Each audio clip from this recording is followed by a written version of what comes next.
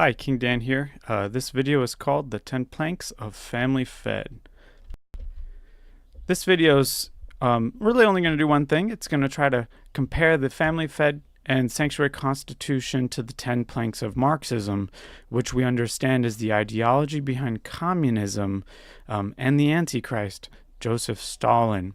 The context for this is really what is Cheon Il Guk in Providence.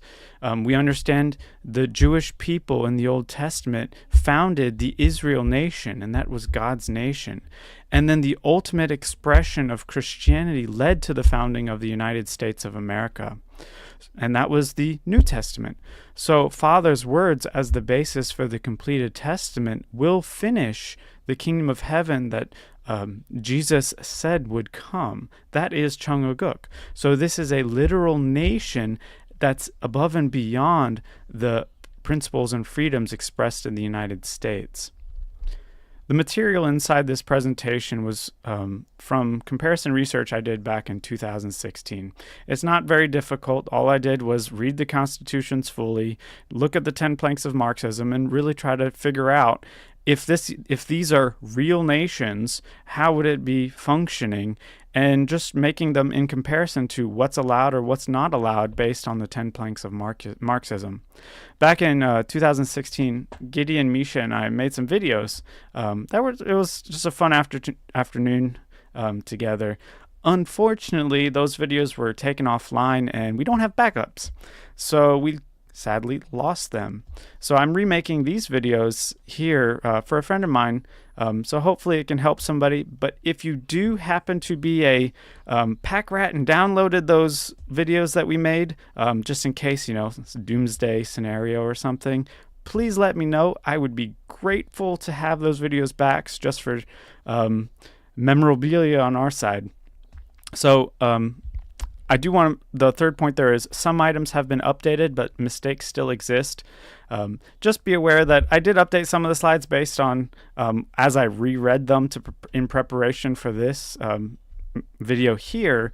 But it's actually quite difficult to compare and put your mind back in a pre-America mindset, which is ultimately what the Family Fed Constitution does, and then keep your mind in a post-America kingdom of heaven mindset. So I'm sure there's mistakes. It's like trying to fit something round in a square, or something square in a round peg, or whatever the stupid expression is. So just focus on what's actually the spirit in the text and whether you are more free in your relationship with God or not. And of course, read both constitutions yourself. I'm not doing your homework for you. If you want someone to do that, stay in Family Fed. There's plenty of people guiding you off the cliff. So here we go. All right, the first plank, abolition of private property. So Family Fed versus Sanctuary. In Family Fed, private property is actually prescribed by law, whereas in Sanctuary, the property rights are viewed as an extension of the sovereign citizen. This is actually a really important spiritual difference, basically. One's Marxist, one's not. Surprise. So when something is prescribed by law, it can be changed. The law can be changed, or in itself, government is the one granting you some rights, which is actually called privileges in the real world. These privileges can be granted and then taken away. So in Family Fed, since everyone is equal before the law and there's no discrimination on property ownership, it sounds nice, but it's really the sandbox they give you that says, here, little children, you're free to have no discrimination, but they're the ones giving you these rights. So they're the ones that can take away those rights. It's not civil rights, it's privileges. It's not granted by God, it's coming from government. So in Sanctuary, it takes and extends this common law traditions or property rights traditions from the Judeo-Christian framework, and it makes a very simple statement. The government agrees with, acknowledges the principle of the sovereign citizen. So it does not actually grant you property rights. The government is agreeing to a self-evident or inherent view of property rights as an extension of the citizen. and Congress is prohibited from passing any law which damages or compromises the value of private property without just compensation. It's fundamentally a spiritual difference that you'll see continuing throughout the rest of the planks of Marxism. So number 2, heavy progressive income tax. Family fed, it's up to the law and Supreme Council, whereas in sanctuary, it's directly prohibited. So in family fed, it says it's up to law. So they get the laws by, from this statement, it says, God's true love and true parents' words provide the foundation for the laws of Cheon Il Guk. Great. Who's true parents? And what happens when Hak Jahan dies? So really, if you look at where all the power over everything in this Constitution, Hak Jahan's just a puppet. All the power is with the Supreme Council.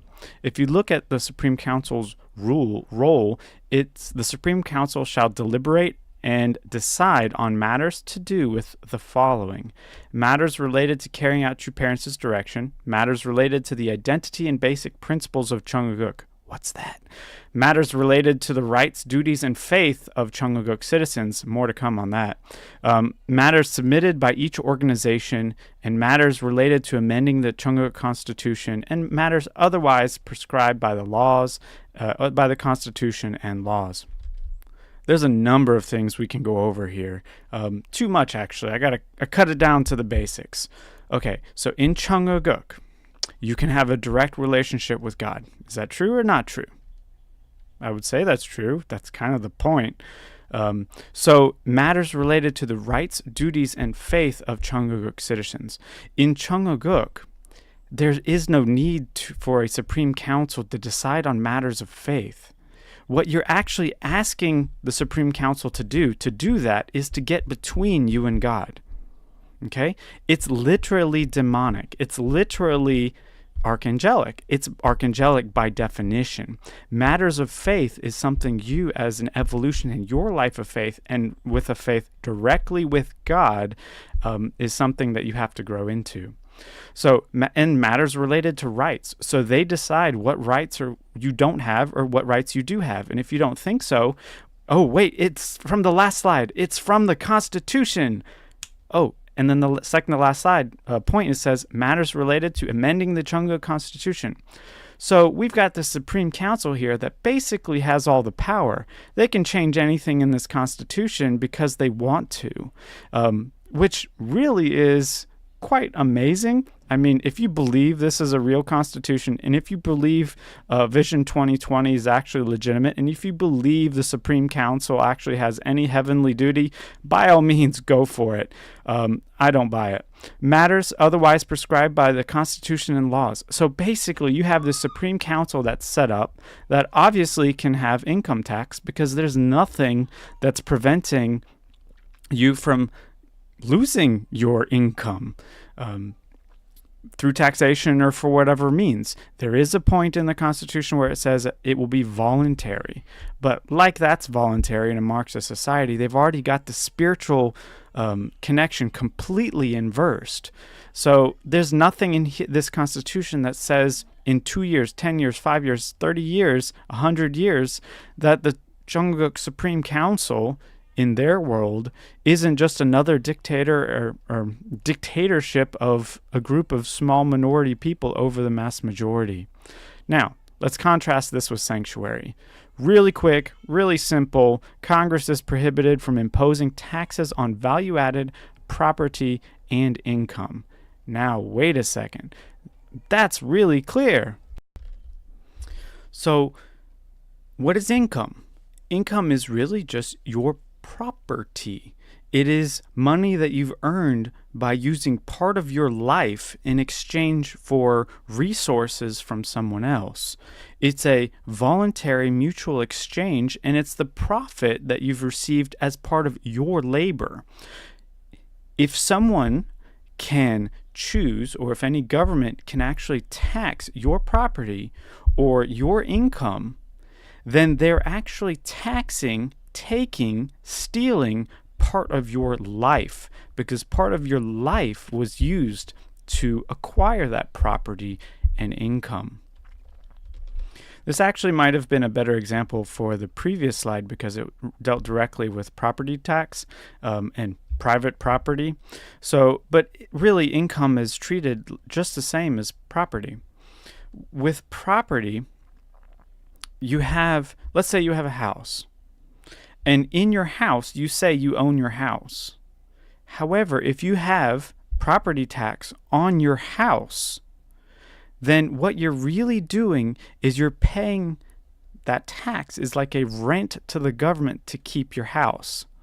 You don't own your house. You have the illusion that you own your house because as soon as you stop paying for your house, the government takes away your house if you continue to not pay. So you don't own your house. You're given the illusion of ownership under the assumption that you pay rent to the government. Now, that's obvious. You don't have your house. The government owns your house. It's the same with the income. If government has rights over your income, you don't have income. It actually has ownership over your life and your property, and by extension, you and your body and your labor. All right, number 3, the abolition of all rights of inheritance. Well, never mind the fact that Hyunjin inherited everything from True Father and everything was taken away as an obvious sign of the inheritance value and the importance of inheritance in Family Fed. Excluding that issue completely, let's just stick with the facts of these two constitutions, okay? So in Family Fed, it's up to law in the Supreme Council, and in Sanctuary, property rights are the extension of the sovereign citizen.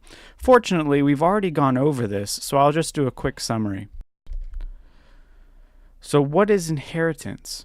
Inheritance really is the transfer of ownership or the transfer of property from lineage, one generation to the next.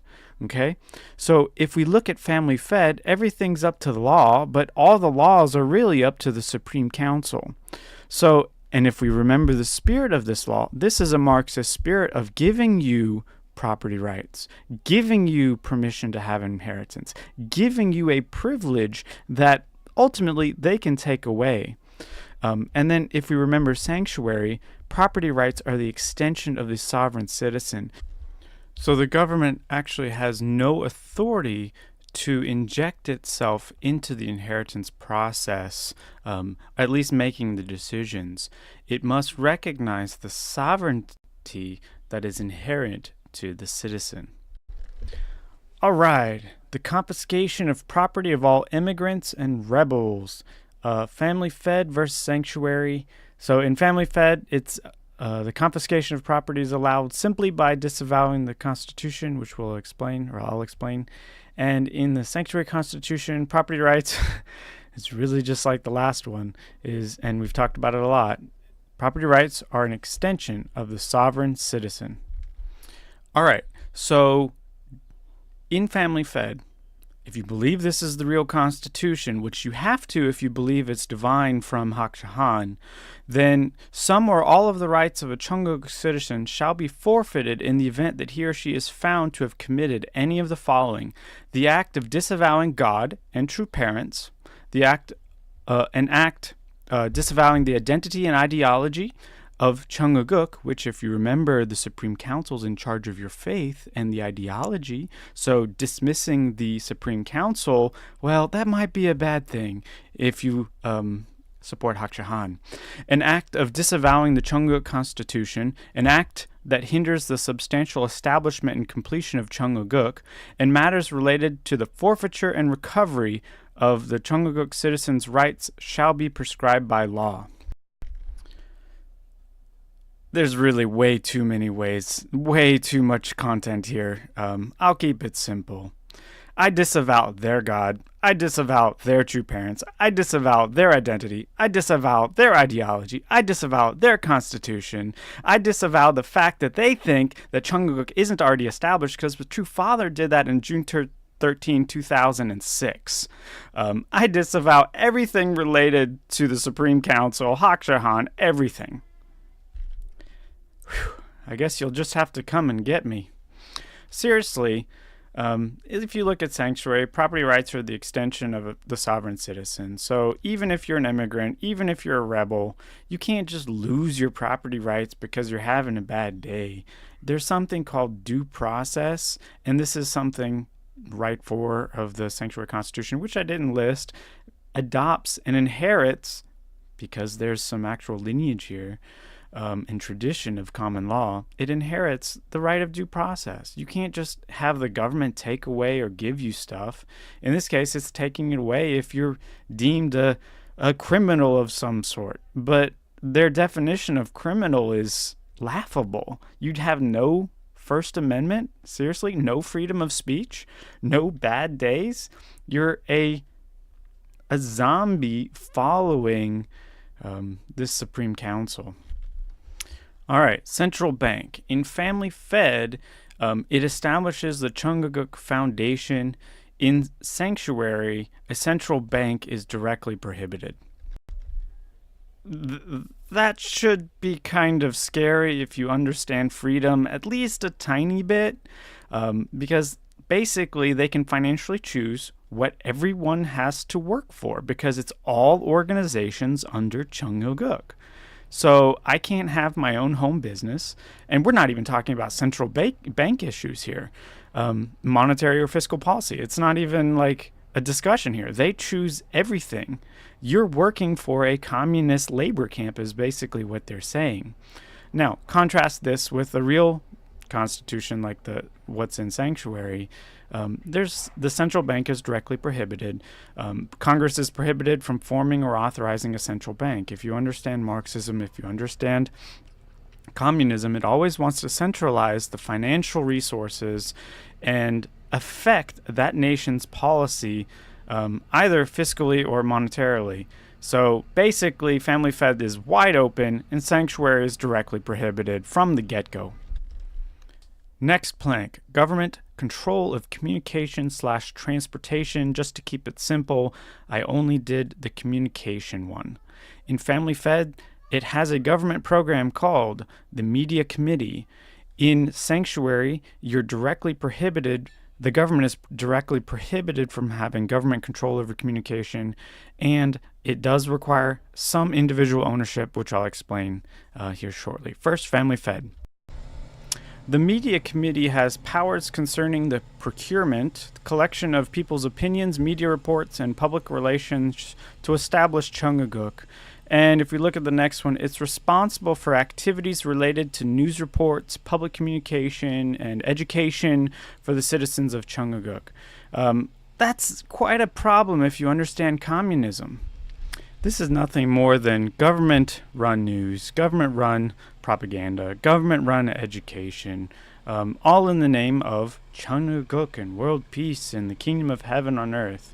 It's actually a really big problem because it's controlling everything. If you think fake news is bad now, wait till it's actually part of the government.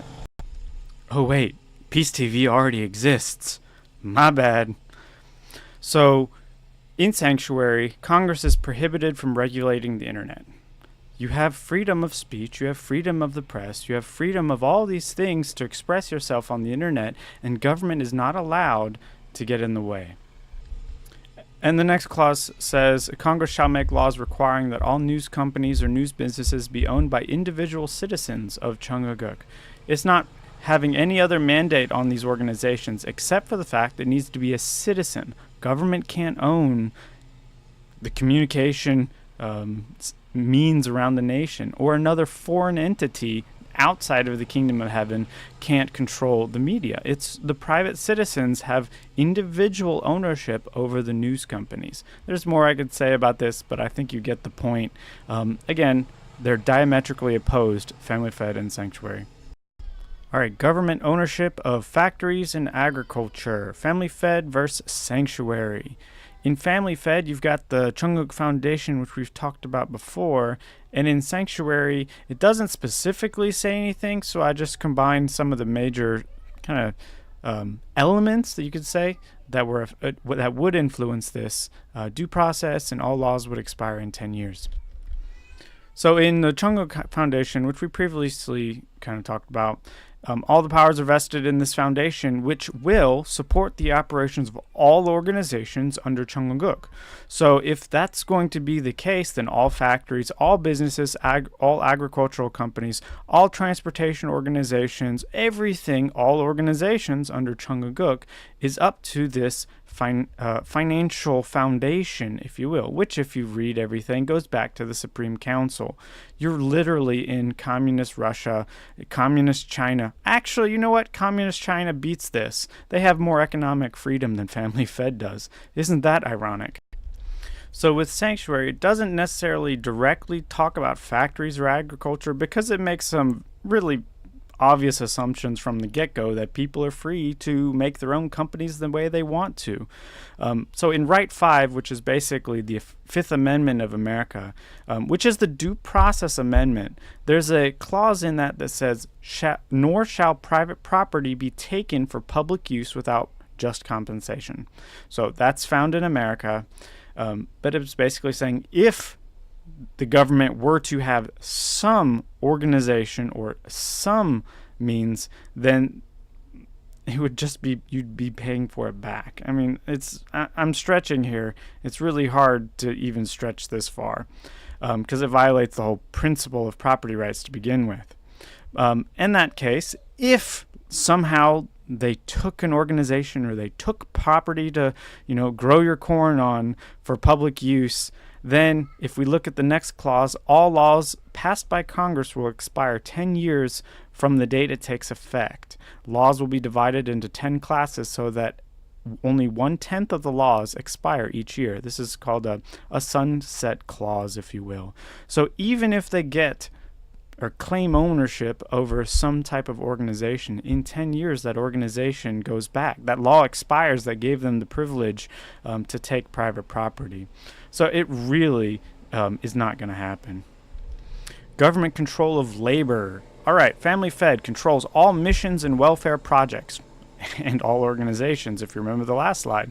In Sanctuary, government-controlled labor is directly prohibited. So in Family Fed, the Cheongjungwan, whatever it's called, shall establish and carry out policies for the firm establishment and completion of Cheon Il Guk. This organization will take responsibility for all work pertaining to missions and welfare projects. So if you have missions and welfare, that sounds like labor. You're choosing where you're going to have people working.